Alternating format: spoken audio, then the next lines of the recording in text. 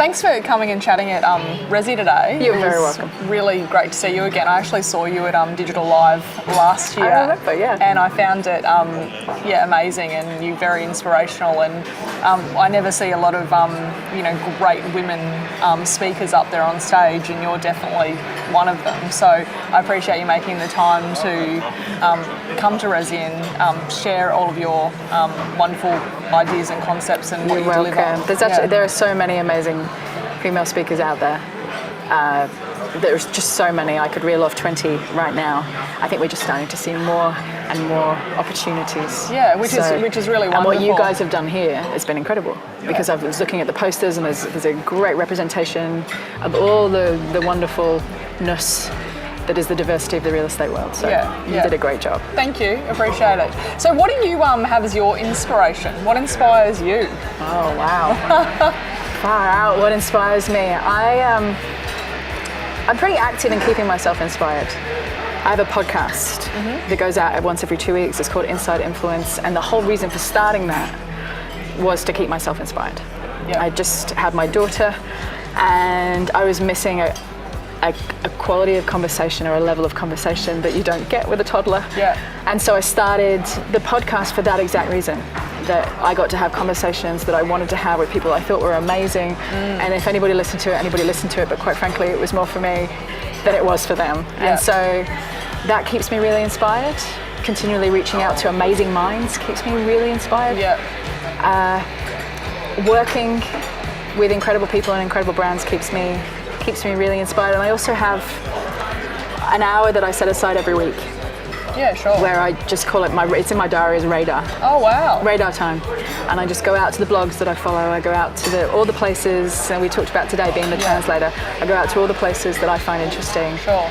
And just absorb as much as I can. That's a great idea. So you actually have an hour set aside a week where you can learn and grow and get inspired in your own personal time. And then I can share that. Yeah, so most of the people who are connected with me or who know me relatively well will say that they would get an email from me, I would say, at least once every couple of months or 6 months, that just says, hey, I read this, I thought you'd like it. Yeah, sure. And so everything I absorb, I then get to share with people that I care about or whose success I really care about. Yeah. And that then keeps me connected in another way again. So it spins off. Yeah, sure. So I know that today you spoke about it as well. I mean, people using social media platforms, but actually utilising them, correctly to get engagement. And you speak about out-contributing other people. So for people that weren't here today, can you just explain a little bit about that and what you mean by that? We talked about the future won't belong to those who outspend, the future will belong to those who outcontribute. And the reason behind that is that a lot of the platforms now, the most successful platforms, are free. Yeah. So you can't outspend your competitors anymore. You can try, and trust me, people will take your money, but it's not the most successful strategy anymore. You can't outspend, you can't outshout, you can't just get louder than everybody else because we're way too savvy now. And you can't out-interrupt everybody else, because as consumers, we've got really good at avoiding interruptions. We've got really good at fast-forwarding ads. We've got really good at closing down pop-ups, blocking pop-ups. And all of those things is the standardized traditional playbook for marketing, which then raises the question, what now? And I'm not a social media expert. I'm a storytelling expert. I am an influence expert. And whether that storytelling and that becoming the translator of your space happens on social media, if that is where the eyes and ears of your consumers are, go there. There's incredible resources to be had there, and it opens doors when it comes to targeting that have never existed before. You could equally do an ebook. You could equally get a book published. You could equally take to the stage and speak. You could equally hold an event for your customers. The platform is irrelevant. Sure. What you do on the platform, or what you do with the platform, that's what's important. So I don't want to just make this about social media, because social media isn't the best way for some companies to communicate. Yeah. So whatever is the best that's going to get to your customers. Wherever the eyes and the ears of your customers are. Yeah. If your customers are 80-year-old downsizers, I would suggest you don't check out Pinterest. Yeah, sure. I would suggest you do something else. So again, let's not make it about the platform. Yeah. Make it about the contribution, and then you find the best platform off the back of that. Excellent. That's great advice. Very, very good. So I know that you deal with a lot of leaders in different industries, and you do mentor quite a lot of people as well. What do you see that are I don't know, say 3 attributes that successful people have that you notice. 3 attributes. Number 1, I think that successful people show up. Yep. And that sounds like such a random thing to say, that they show up, but it takes a lot to show up. Day after day. It takes a lot to show up to opportunities where you don't know the rules. It takes a lot to fail. Yep. It takes a lot to show up again after you've failed. It takes a lot to stand up on a stage in front of people and share what you have to say from a place of certainty.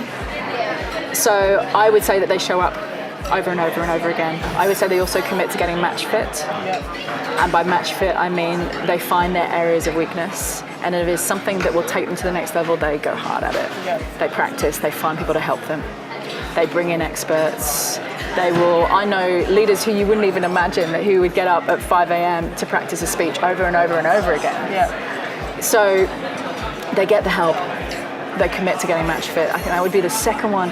The third one that makes them successful, I think that they obsess over the data. Yep.